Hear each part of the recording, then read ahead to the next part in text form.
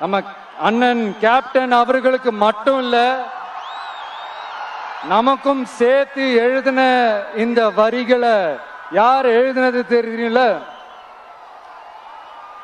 நாமக்கல் மாவட்டத்தை சேர்ந்த மேகனூர்ல பிறந்த நாமக்கல் கவிஞர்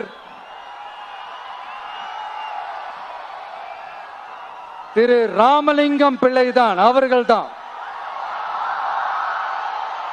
அடுத்து தமிழ்நாட்டு மக்களுக்கு இந்த இடஒதுக்கீடு உரிமையா வழங்கினதும் இதே நாமக்கல் மாவட்டத்தை சேர்ந்த அவர்தான் அந்த மாபெரும் மனிதர்.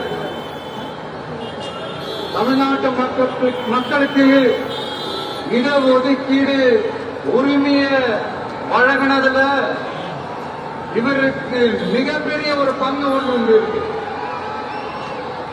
அதுதான் இந்த கம்யூனல் GO 1071 அதை கொண்டு வந்து பட்டியலின மக்களுக்கும் பிற்படுத்தப்பட்ட மக்களுக்கும் இதை வழங்கினார். அதனாலதான் அவர் முதலமைச்சரா பதவியேற்றதுக்கு அப்புறம் முதல் தமிழர் அப்படிங்கிற அந்த பெருமையோட சொன்னது மட்டும் இல்லாம இதே அவருக்காக ஒரு மணிமண்டபம் கட்டுவோம்னு வாக்குறுதி நம்பர் 456 கொடுத்தது யாரு?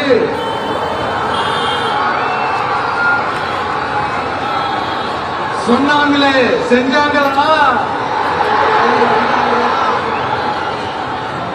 அதாவது ஒரு படத்துல நம்ம வடிவேல் சார் இந்த எம்டி பாக்கெட்டை எடுத்து இப்படி காட்டுவாரு தெரியுமா? அந்த மாதிரிதான் ஒவ்வொரு வாக்குறுதியும் படிச்சுட்டு அந்த எம்டி பாக்கெட்டை இப்படி நம்ம காட்ட வேண்டியதுதான்.